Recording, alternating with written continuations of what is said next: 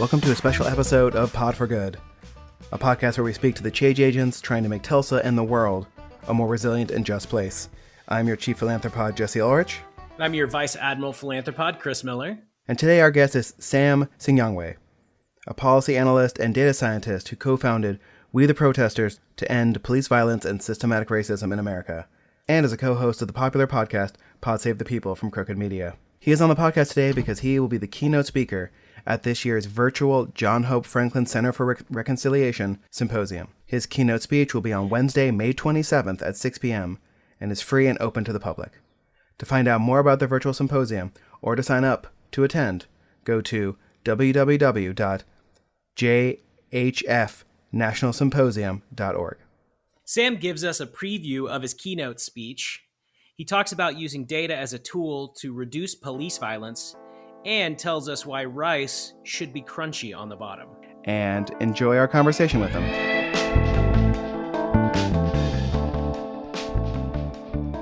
We are very excited to have Sam Sinyangwe on the podcast today, our very special guest from, I'm not even sure where you are currently, Sam. I'm in New York. All right, yeah. I mean, whether locations matter during the pandemic. Haven't been outside in a while. It's kind of an interesting situation. Well, thank you so much for taking the time to talk to Chris and I. In a couple of days, you are going to be virtually speaking to Tulsa as part of the John Hope Franklin Center for Reconciliation's 2020 virtual symposium. Normally a thing that would happen together, we are doing virtually because that is the times we live in. You're a policy analyst, you're a data scientist, you're a podcaster. And I noticed that many of your projects, We The Protestors, Project Zero, are very focused on data and equipping people with correct, helpful data to help hold those in power accountable and to help affect change, and which both Chris and I, as fans of data, love. My question is, how do you deal with those who sort of refuse the data, the personal versus the data debate?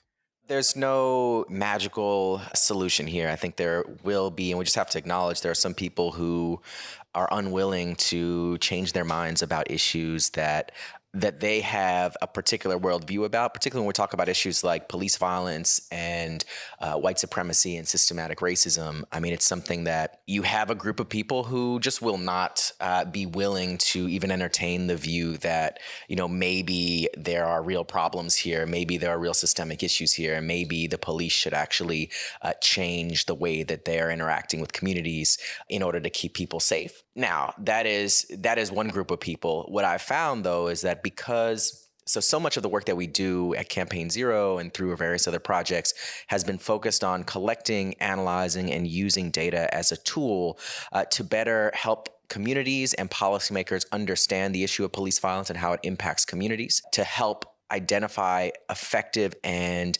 evidence-based solutions to this issue that can reduce officer-involved shootings, that can reduce other forms of police violence, that can reduce racial disparities in policing, and then to bring people together around the data to hold institutions like police departments and cities accountable to actually making those changes and to getting results, measurable results in terms of reducing police violence. So that's like the work. And what I found is that there are a group of people who are actually quite willing to engage in that work, and it's often surprising. It is not something where there are just simply, we can never convince people to engage in this. This is actually work that even police chiefs, even policymakers who are quite conservative, can be brought around to understanding that there are different ways of doing this, that there are other cities that have made changes that have actually been successful, that haven't resulted in the doomsday scenarios that we hear from law enforcement about, any type of reform. And that when you can bring that data and you can bring those examples to the table, I think it changes the conversation. We start to talk about solutions rather than sort of endless debates around whether or not there is a problem. Well, and it seems like that there is sort of I don't know if you would call it a new generation of mayors and their support staff, or like you said, even police chiefs and other civil workers that are relying more and more on data just in general. So are you finding that there are more people that are receptive because they're already receptive to using data to help them run their cities and states? So yes, and it goes both ways. So in some cases, we have seen cities that have collected a substantial amount of data, even states. So I think about California, where because of the work of organizers and policymakers there, they passed several different laws that require every police department in the state to report data on every single stop that they make, both pedestrian and traffic stops, every action that they take during those stops, whether they search somebody, what the demographics were of the people that were searched, whether they used force, what type of force was used, whether they made an arrest. So literally everything that the police do is required to be reported in California now. And because of those mandates, police departments have begun collecting data on a vast amount of data that they just weren't collecting before. And so now that's an opportunity where we can come to the table like we did in San Diego, for example, and for the first time actually analyze that new data that's being reported and sharing, what does it actually say? Like, your officers have been out every single day reporting and collecting this data, but have never actually had a chance to see what the trends were. What's the story behind the data around how police are interacting with communities and what they should be doing differently? And that's sort of the service that we provide, is being able to analyze that data, being able to work with community organizers and policymakers to better understand what the key issues are and how to address them. And I think that there is a higher willingness to engage in those places because of laws that have been changed over the past 5 years that have actually required police to even begin collecting this data that just simply wasn't available before.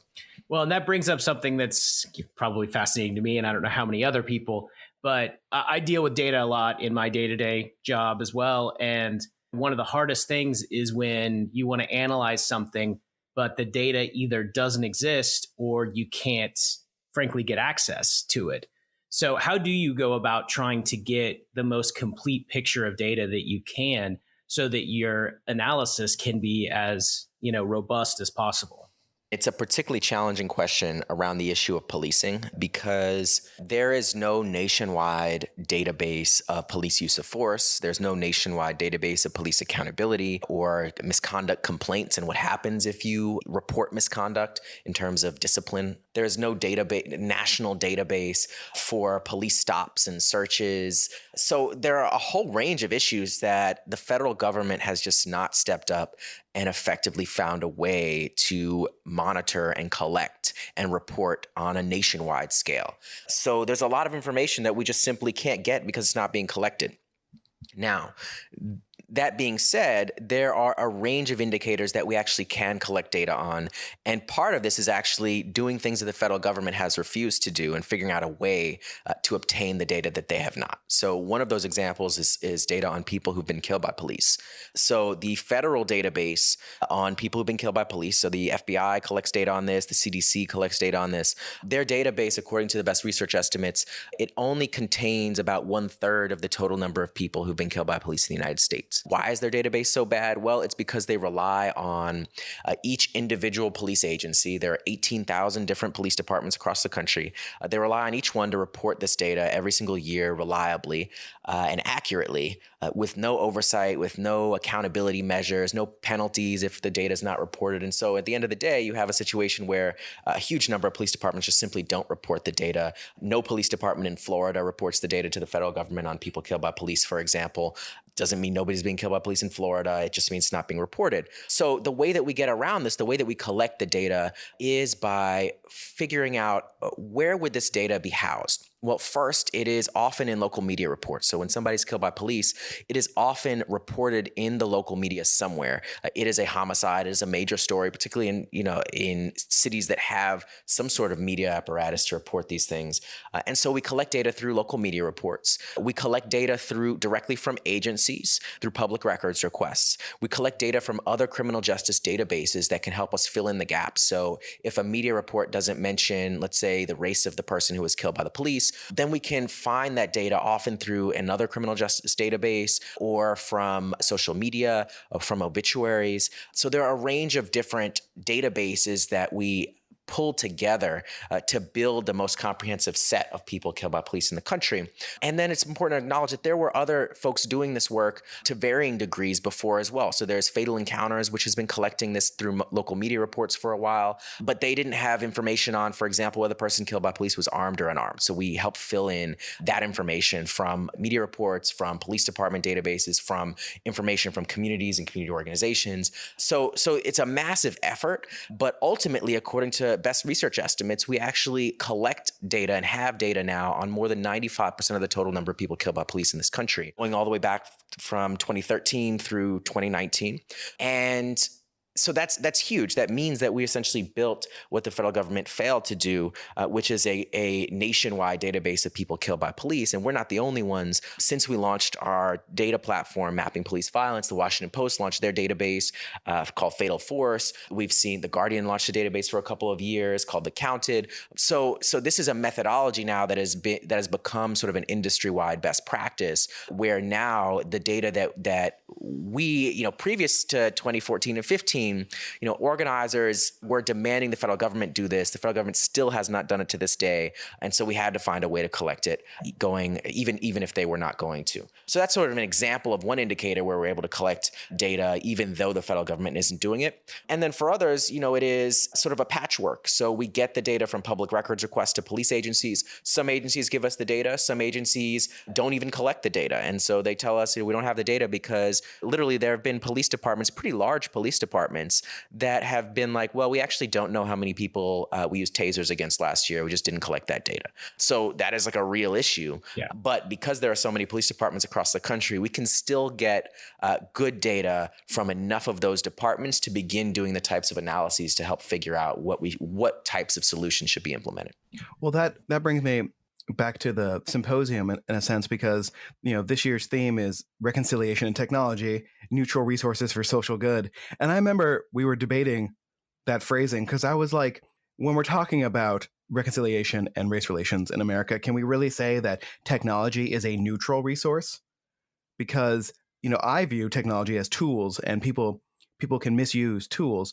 On the other hand, technology and data, right, are held by those in power. So do you think that technology itself is a neutral tool? So, I think that these tools can be used for good or they can be used to create harm, right? And I think we're seeing that in real time in our society writ large. So things like, I'll give you an example for one technology, digital ad targeting. Now, we've seen an explosion in Facebook ads, Instagram ads that are hyper-targeted, using all kinds of information on user behavior, user profiles to reach people with ads that are relevant to them. We also saw in the 2016 election how that technology was weaponized to share misinformation, to change electoral outcomes. And so that caused incredible harm. And on the other hand, that same technology we've been able to use to target digital ads in Florida that can reach people who have a previous felony conviction and restore their right to vote, to inform them that actually because of the work that the Florida Rights Restoration Coalition there did to make it possible for folks who have a previous felony conviction to vote, now we can actually get folks registered right away online through digital ad micro-targeting that takes into account all of those user characteristics to hyper-target ads towards people who are eligible to have their voting rights restored. So that is the same technology, the same platforms that have caused all that harm in society being used to actually expand access to the franchise for predominantly Black and brown folks who otherwise may never have known that their rights were restored. So that's one example. There are plenty of other examples. We could talk about predictive policing, which is a technology that has caused tremendous harm that, in many jurisdictions across the country, you have data that is being used to reinforce existing biased practices in policing. So they take crime data that is itself biased because crime data is not a reflection of where crimes actually occur. It is a reflection of where crimes are reported and where police observe crimes, which means that if police are predominantly in Black and brown areas, they're more likely to observe crimes in Black and brown areas just because that's where they are. Therefore, that data gets fed into the algorithm. The algorithm outputs, well, these are the neighborhoods where crime is more likely to be observed, so we should send more officers there. And then it actually reinforces those existing biases and disparities in policing. Now, on the other hand, we can use police data on police misconduct, on police use of force to actually predict police misconduct. So we're talking about the same algorithms, the same processes, a different data set, and resulting in a very different outcome where now we can actually use the data to prevent police shootings, to identify where are the blocks, where are the neighborhoods in which police are most likely to use force, where are the situations in which they're most likely to use force, and then remove those officers from the force or remove them from those deployments, intervene with disciplinary measures, and prevent those officers from actually escalating to using deadly force. So same technologies. It is not necessarily neutral, but it can be used for good just as much as it is being used for harm in many places. So I think the key is, how do we take these technologies? And in many ways, this is like an arms race, right? I mean, you have a lot of nefarious actors out there that are using these technologies to cause real harm, and that isn't stopping. The question is, can we use these same technologies in this arms race in a countervailing way to actually promote equity and justice? And I think we have to. I don't think we can leave these tools on the table and just sort of keep using 20th century technologies while the folks who are causing harm are using 21st century technologies. I'm curious about what you know about the 1921 Tulsa Race Massacre, because there's an interesting data component as of recently, which is trying to figure out how many people were killed, and the using science to find out where possible mass graves are, and people debating whether that information matters in the long run of how a city deals with the fact that they hid a massacre for 100 years and destroyed the most vibrant Black community in America at the time. Tulsa's also dealing with recent police violence issues. And so as I'm curious about what you already know about the Tulsa Race Massacre, and two, how do you, when you're talking about something that happened almost 100 years ago, where there isn't a lot of data and a lot of the data from the time has been lost. I'm doing air quotes for our viewers who can't see. When you're dealing with something like this, where the data is never going to be complete, what do you do in those situations? So that's a really great question. To answer your question, I have studied the Tulsa Race Massacre. I am always sort of fascinated by this time period in which, in the early 1900s, you had so many different instances of sort of mass white supremacist violence all across the country. And in many ways, that historical period is so important to understand because there are echoes of that period to what we are seeing today with sort of a rise in white supremacist violence across the country that we've seen, over the past several years. It is a hard question. Like, I'm not the expert on how to collect data from 100 years ago. The data that we collect tends to go back around about to 2013 is about as early as we can go back. In some cases, maybe 2010. The reason for that is because digital records prior to that are just not as comprehensive as the information that is being shared online today. So like even, counts of how many people were killed by the police, in 2010, that's actually kind of hard to compile because we rely so heavily on local media reports that are posted online in many cases. Like we find them online through a system of Google alerts, looking for keywords like officer involved shooting or police shooting or police involved killing. And many of those reports just simply were not posted online. They were not reported online in 2000 or 1990, right? And so going back using the methodologies that we have, we're actually quite limited in how far we can go back. And so going back 100 years, as you can imagine, is going to be even more challenging, by far.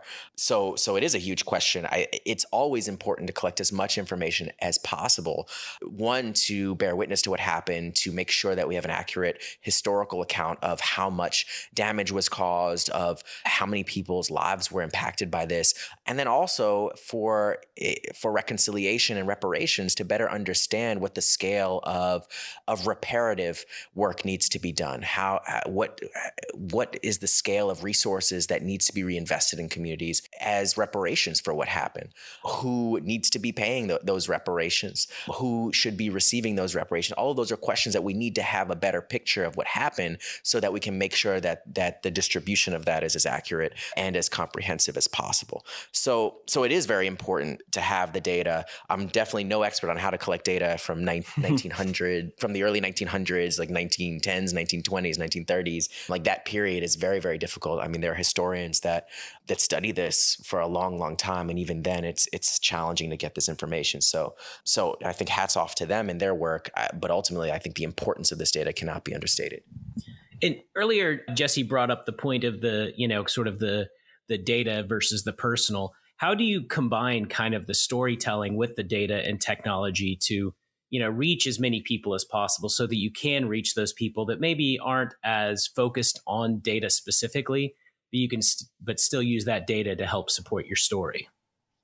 In many cases, what we have played the role in this broader conversation about policing and the intersection between policing and race, we have played the role of putting out the data and showing how widespread these issues are and helping to use the data from a quantitative perspective to identify and advance solutions. But we're not the only people in the space, right? There are folks all across the country who have emerged, particularly since 2014 and 15, and engaged in advocacy and activism work around justice and equity, particularly with a focus on policing and police violence. And a lot of that work, most of that work, I mean, almost all of that work is focused on storytelling, focused on particular cases, particular injustices, particular people who have been killed or harmed by the police who need justice. And so I don't think that there is an absence or a dearth of stories. I think in many cases, we have more stories now than many of us can even remember, right? We remember Mike Brown, we remember Freddie Gray, we remember Tamir Rice, we remember Trayvon Martin, we remember Walter Scott. We remember Sandra Bland, we remember Rekia Boyd. There are so many cases. Just now, over the past couple of weeks, we have learned new names, right? We have learned about Breonna Taylor. We have learned about Ahmaud Arbery in Georgia. And so I think the storytelling piece of this is happening. The videos, the evidence of the injustice is prolific. It is viral, right? Most people by now must have seen, several videos of what is happening, right, in communities with regard to police violence. I think that what was missing from the equation in large part is an analysis that takes the data on this and helps understand how widespread is this? It is beyond the 3 or 4 or 5 or 10 stories or names or videos that most people can remember, that this is actually something where there are 1,200 people killed by police every single year in this country. That's between 3 and 4 people every single day. The scale of this, there are about 4,000 people shot by police, both fatally and non-fatally, every single year. There are about 100,000 people who are hospitalized or otherwise harmed by police use of force every single year in this country. So it's just a huge scale, way beyond what we would even be able to do through effective storytelling. And so part of this is making sure that we're able to hold down the quantitative side of this, the data side of this, because some people are responsive to stories and are responsive to the qualitative side of this. Will get in this work because they identify with somebody or believe that there should be justice in a particular case that they've been touched by, that they've been affected by, that they've seen. And other people will respond to the numbers, will respond to the data. And so we want to make sure that data is accessible and prolific and available to folks so that those who would be convinced by it can be convinced by it and can get into this work as well. When you're talking about police violence, specifically the case of Ahmaud Arbery were civilians. And so I wonder if there is a correlation between areas where there is police violence, does there become a greater percentage of violence of civilians as well on African Americans and others? It seems like with not just the proliferation of police violence we've seen, but that it is being reported so much more. For some people, is it emboldening them to think, well, we can do this as well? So that's a great question. I haven't seen any research that has shown how closely correlated those two sort of strains of violence are.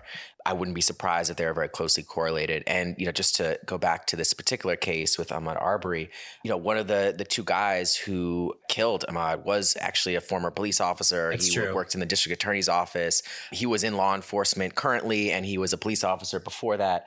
And so, that is something where I don't doubt that played a role in his behavior, in his sort of willingness to chase somebody down and sort of play the role of a police officer in enforcing something that was not a crime, that was clearly a reflection of bias and white supremacist thinking around, like, why is this Black person in this white area, or walking around this area, or looking at this construction site where many people had done that and not been chased down by somebody who was formerly or currently in law enforcement. So I think it is related. But that being said, there are many other folks who have not been in law enforcement that have committed sort of white supremacist violence. We saw, Dylan Roof is one of the most high profile examples of that. But again, I think these are both strains of the same thing, right? These are both types of violence that are in many cases state sanctioned, that in many cases do not result in accountability or the same level of accountability as we would see in cases where this was not a murder of a Black person by a white person who, who believed that being Black was a threat, justifying some type of violence. So again, I think there's a lot more we do need to learn about hate crimes and white supremacist violence. One of the challenges, just from a methodological point of view for that, is that in many cases, hate crimes are not reported as such. So you look at the federal database on hate crimes, and it is no better than the federal database on people who've been killed by the police. So you look at a state like Alabama, 0 hate crimes have been reported in the state of Alabama, according to the federal database. And like anybody who knows anything about American history or the state of Alabama would know that is almost certainly untrue. And yet that is what the federal data says, right? And in many cases, police departments are not classifying things as hate crimes that could be classified as hate crimes. They're not reporting things that they may internally classify as hate crimes. There may be a hate crime where folks are not charged under a hate crime statute. In some places there is no hate crime statute. I believe Georgia is one of those places. So again, like the landscape for collecting and reporting the data on this is so incomplete that it is very difficult in many cases to even conduct the type of analysis that you're talking about. That being said, I mean, just because it is difficult doesn't mean it can't be done. And I think in many cases, it is up to data scientists and activists across the country to figure out a way to collect and interpret the data that is available and to actually shed some light on the connections between these issues. Well, and speaking of some of the issues with data and reporting, we're living in a time where it seems like everyone is sort of becoming a data scientist when it comes to looking at, the stats related to COVID-19 and, the issues between, different states and the federal government related to what gets reported. Specifically in Oklahoma, early on, there was an issue where all of the third-party testers were only reporting positive cases. They weren't reporting how many people were tested, right? And so it became early on very, very difficult to tell actually how many people were involved, right? So I'm curious your thoughts around what you've seen kind of either governmental approach or individuals approach to kind of this data related to this pandemic, and how the federal government as well has kind of what they have done or not done that's sort of led to this sort of inconsistent reporting. Yeah, so I believe the current crisis is a great example of what happens when the federal government lags behind or doesn't do its job fast enough at collecting first of all, testing people, which is like step one, but then even collecting and reporting the data on those tests and on the prevalence and spread of coronavirus throughout the country. And in that gap, in that vacuum, we've seen, data scientists, citizen journalists, and a range of different folks, universities in some cases like Johns Hopkins, fill that void by building their own databases and not only sort of collecting the data, but reporting it in ways that can add value to the national conversation about what is happening, about what needs to happen to address the crisis. And that in many ways mirrors what we saw in 2014 and 15 in the work that we were involved in, filling this void of information and data around police violence when the federal government failed there. So I think this is sort of a similar progression of everyday folks and folks who have an understanding that data is an important and necessary tool for crafting policy and crafting solutions, sort of step up and fill the void that the federal government had created to actually add value to this conversation. Now, again, like, there are so many different methodological and other issues with the coronavirus data, as well as understanding how that data breaks down by race and by place, where we know there have been significant disparities where the data is being reported by race. But nevertheless, I mean, it's been a huge effort by so many different people to try to fill this void, to report data. There's so many different databases now. There's like the COVID-19 tracking project. There's the Johns Hopkins database. The CDC has their database, although it's not quite as nice or accessible or helpful or comprehensive as some of those other databases. But yeah, I mean, it's a huge issue. And any crisis that affects people, that affects human life, I believe should be approached with the same rigor, where we ought to be able to collect the data on what is happening, and we ought to be data-driven in our decision-making because the scale and the seriousness of these crises demands it. I've been reading a lot, these articles pop up in my sort of curated news feeds a lot recently, which is, especially with the contact tracing, there is a concern and a bringing up of the fact that tracking information is great when you're trying to stop a pandemic. On the other hand, that tracking information can be used for evil. And how much information do we want to give the government about our comings and goings? And I'm curious your thoughts on the constant concern about government oversight, government surveillance versus people's needs for safety and security. So it's a great question. I think so what we have seen in the space that we work in, which is around police violence and racial justice, one of the things that we have experienced is this proliferation of various different surveillance technologies used in policing and by the federal government, the FBI, Department of Homeland Security, et cetera, to track people, to identify people, to round people up, to deport people, to do all of these things that can cause harm. And it is something where there's not I think, a lot of us have been focused on how do we stop the government from either getting access to this data or using the data for harm. So how are we protecting folks folks who are undocumented from being exposed to immigration raids and having all of their data of that, if they're applying for something that they're eligible for, if they are participating in society, sending kids to school, like that data doesn't then get weaponized to round people up and separate families. Or even in places like Baltimore, where now the city, funded through a private foundation, right? The city didn't even appropriate funds for this, or there was no democratic process for this, but the city just decided to surveil the entire city of Baltimore with a surveillance plane. So now there is a surveillance plane flying over Baltimore all the time that has super high quality imaging that can essentially take a picture of everybody in real time and track the movements of every single person in the city. Of course, when you look at the flight path of the plane, it's focused on Black and brown neighborhoods, but they're essentially tracking everything that happens. If there's a reported crime, they track the person, where they went, where they ended up. So it's basically everything that happens in the city is now being recorded, videotaped, and used for policing purposes in a completely unaccountable way. The city is not even it's funded through a private foundation. There's no oversight or accountability for this process. So it's incredibly harmful and dangerous. At the same time, there are two questions that we ask. One, how do we stop this from proliferating further and being used for harm? And secondly, as this technology in many cases is already being used, how do we then leverage some of these technologies to actually start holding the police accountable or holding the institutions that are causing the harm accountable? So this is sort of like the interplay, the balance that you have to have when you are sort of in an arms race. It's like when they invented airplanes, right? In the early 1900s, they invented airplanes, and then soon you had air forces. So you had various different nations that had air forces, and they could fly much faster than ground troops, and they could drop bombs on people from above. And if you didn't have an air force at that point as a nation, whether or not you believed that that you should have planes or you should invest in this, if you didn't have an air force, you were going to lose.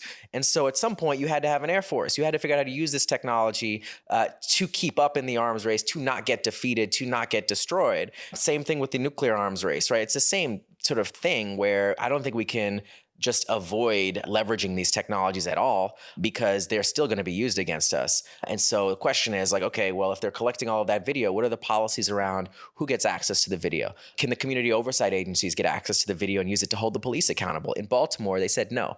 They said actually by policy, the data in the video can only be used for law enforcement purposes and can't be used to actually police the police. So in that case, it's a question of policies. If these things are being constructed, how are they being constructed, and how are we making sure that these videos, that this evidence is actually going to be used to hold the police and those institutions accountable rather than being used against the most marginalized communities? So that's like a different question, but is an essential question to figure out, because in many cases, these technologies are already being used, and we have to figure out how they can be restructured and repurposed to be used for good.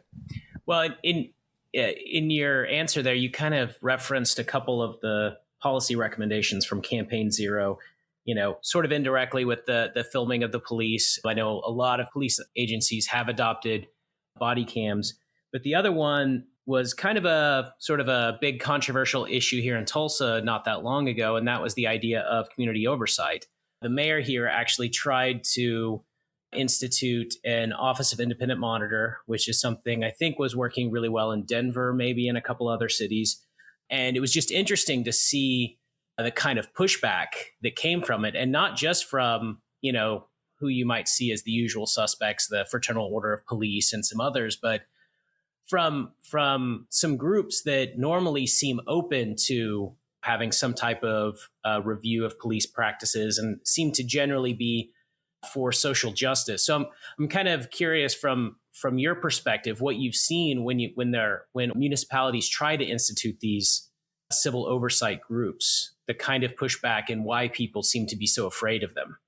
Yeah, so I mean, it depends city by city, and civilian oversight doesn't look the same in every city. So in some places you have a monitor structure, which means that the police basically investigate themselves. They continue to be in charge of actually investigating reported misconduct, investigating use of force cases, and figuring out whether or not misconduct was committed and whether officers should be disciplined. And then the police continues to have power over implementing that discipline.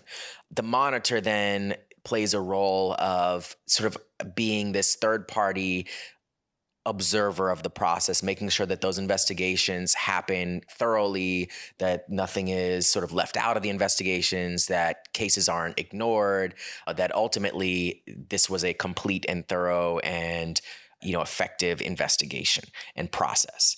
In some places, you actually have much more powerful oversight, which conducts the investigations themselves, which has the power to discipline the police as a consequence, as a result of their findings. So you have places like San Francisco and Oakland that have those structures, oversight structures, that have all of those powers. And that is a very different model than I think what most cities have. And so part of it is like figuring out what type of model makes the most sense from what we've seen across the country. It's very hard to sort of evaluate community oversight models because they're so different, because there are only like 2 or 3 cases in the entire country that actually have a civilian oversight model that can enforce its recommendations for discipline. And I think ultimately that is what we're hoping for, is that there will be agencies that are community-led, particularly by people who are most impacted by police violence, that actually have the power to hold police accountable rather than just issue recommendations that often go unfollowed. And so that's what we've been pushing for. I think that's probably different from what was proposed in Tulsa. That is different than than like the oversight models and monitor model that's been adopted in places in Colorado like Denver. But I think ultimately what we are hoping for is that you will have a structure that takes the function of policing the police outside of the police department, puts it in an agency that communities trust, that is representing the communities most impacted by these issues, and that has real power to hold the police accountable in these cases. So there are a lot of aspects of this that are sort of in the weeds, that are more technocratic, but matter a great deal. So one aspect of that is this idea of who actually has the final authority to decide whether or not a police officer is disciplined for misconduct. And it's often not who you think. So it's not the police chief in Tulsa. It is not the community oversight agency. Do you know who it is who has the final authority to decide whether a police officer ends up being disciplined or fired? I don't know. So the final authority is an arbitrator. So an arbitrator is a lawyer who is selected by the police union and by the city. So they both have to agree on who this lawyer is going to be, that has the power to hear all disciplinary appeals in places like Tulsa and across the country. So this is fascinating because when police officers are disciplined, in most cities, there's some type of appeal process. So they can appeal if they think they were unfairly punished. And the people who hear those appeals have absolutely no accountability whatsoever for their decision making. So it's not the mayor, it's not the community oversight board. It is this arbitrator that's selected by the police union and the city that hears the entire case and has the full authority to reverse a disciplinary decision, to put an officer who's been fired for misconduct, who's been fired for shooting an unarmed person, for any of these things, to put that officer back on the force. And the way that they do this is by looking at all previous cases where similarly egregious misconduct occurred. And if they can find that an officer in one of those cases got lesser discipline than the officer in this case, then they can completely reverse the discipline. And that, of course, as you can imagine, in an issue like policing, of course, there'll be a case where an officer wasn't disciplined for committing misconduct, because that's the norm. So it's very easy for this person, this lawyer who has, who can't be voted out of office, who is not an elected representative, who most people don't know about or don't know the name of. Nobody's heard about this person. This person has the full authority over disciplinary appeals in the city. So again, this is sort of the behind the scenes structure and system that creates a lot of problems and allows police violence to continue. And just to give you a sense of how widespread and damaging the system is, in places that have arbitrators, like for example in San Antonio, 70% of all officers who are fired for misconduct are reinstated fully plus back pay because of the decision of the arbitrator. Wow. In DC, it's about 50% of all cases. In Philadelphia, it's about 60% of all cases. So this is like a huge, huge issue. Yeah. This is like, almost half of all cases where police do actually get held accountable, it gets reversed because of this one provision that happens to be in the city's police union contract. So if you want to change this in Tulsa, you have to change the language of the police union contract when it's up for renegotiation. And this is like all behind the scenes stuff that like most people wouldn't think about. But this is actually, like, even if you create the most powerful civilian oversight structure in the world in Tulsa, at the end of the day, those decisions made by that structure could be completely overturned by this one line in the police union contract if that's not changed. That is fascinating, because you're right. That's not something I think that most people think about. When they're thinking of combating police violence, they think about things like civilian oversight or body cams or, having crisis de-escalation training and mental health training, which are all very valuable and helpful things. But at the end of the day, without true accountability, you'll never see true change in anything. Not just this issue, but in any issue, without true accountability, you never see real change. Absolutely. Absolutely. And that's why I think part of this work is really helping to unpack the system and how it works, because I think the police and the police unions in particular, it's not the police chiefs usually. One of the things that you learn in this work is that it's the police unions have such an outsized role and power in structuring the way in which policing happens in this country. And in many cases, when, if there are a whole lot of police chiefs that will agree with me that, their decision to fire an officer, if they think an officer should be fired, that officer should be fired. Like, they're the employer. They should have the power to remove officers they don't believe should be on the force. Now, we might disagree on which officers those are and how many officers should be removed. But nevertheless, in the decisions that they do make, they're still being overturned by arbitrators. So you can imagine, as a police chief, you are going to be very reluctant to fire an officer because they're just going to get their job back and it's going to undermine your own authority. And so so like they want to change those things too, but it's difficult because it's written into contracts that are very difficult to change. So in many cases, in these police union contracts, if no agreement is reached between the city and the police union on a new contract, the old contract remains in effect indefinitely. So like if the police union doesn't want to change this line, they don't have to, because they'll just sit on it. They won't accept any new contract language, they won't accept a removal of this line.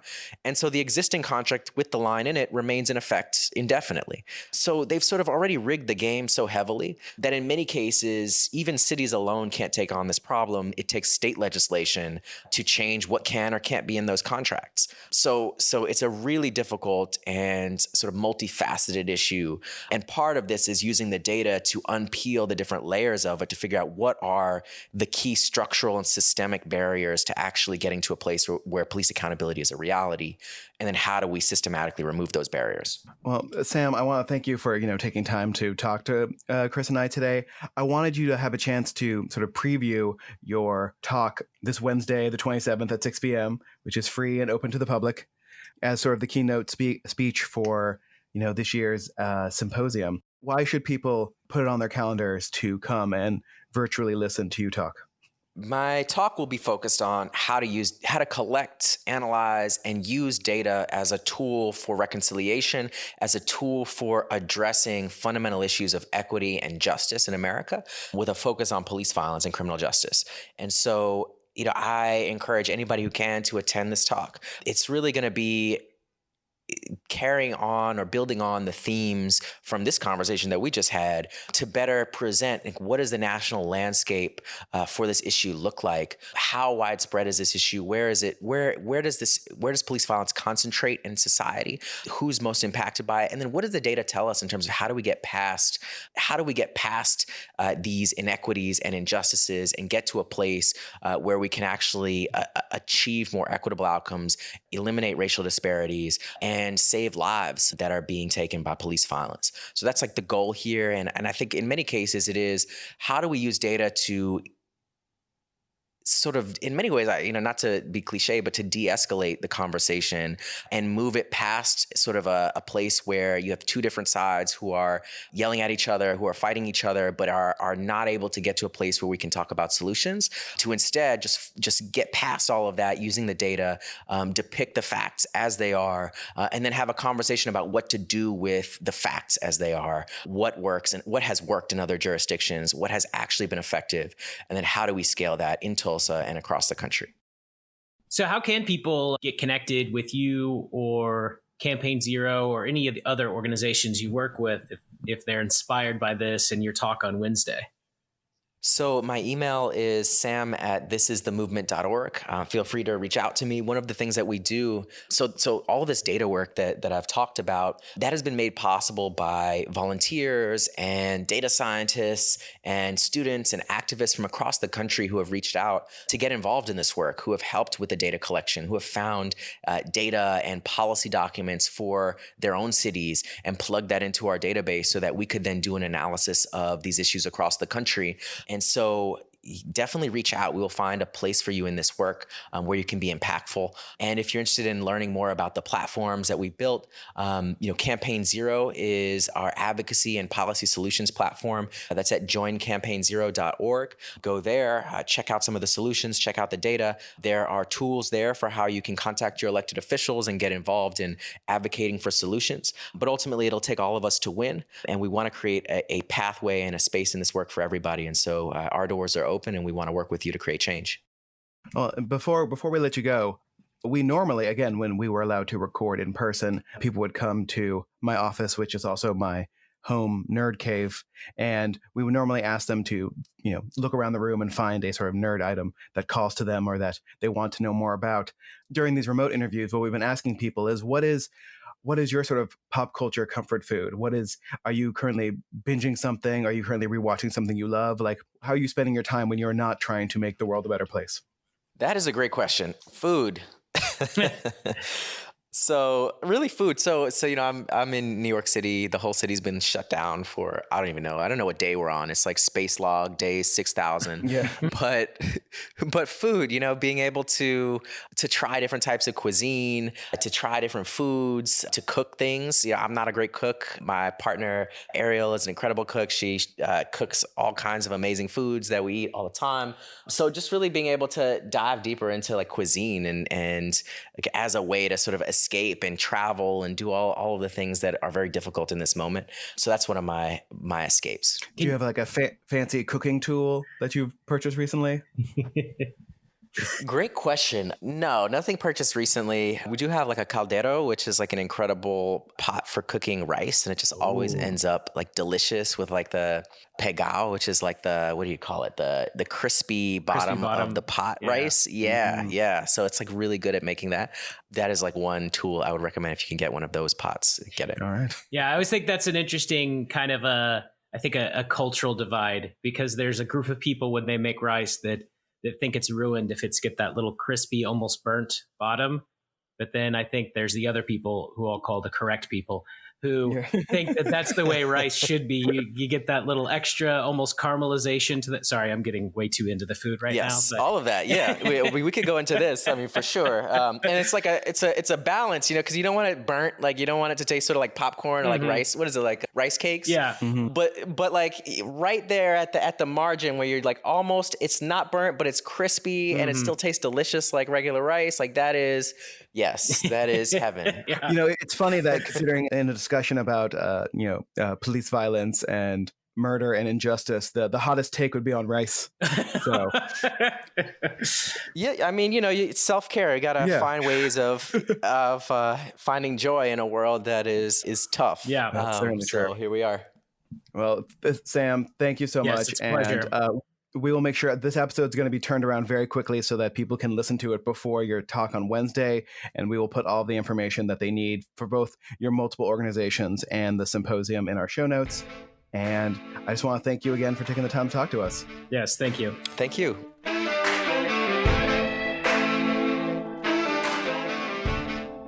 Hope you all enjoyed our conversation with Sam.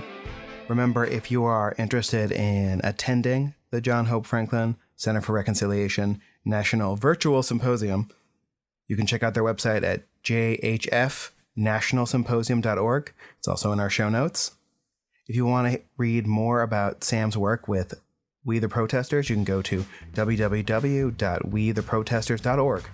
And of course, please subscribe to both Pod for Good and Sam's podcast, Pod Save the People, anywhere podcasts can be found. And of course, always remember, wear a mask and get it done, Tulsa.